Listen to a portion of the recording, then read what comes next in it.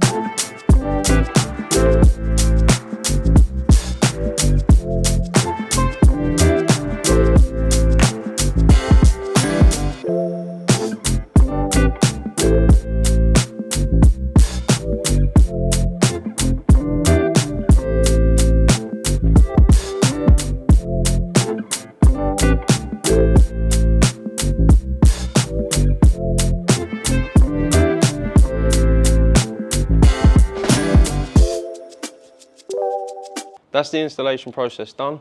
As you can see, the PVC tiles have sat really well in the garage, even with that curvature, and you've got the two lines for the car to nicely park in there.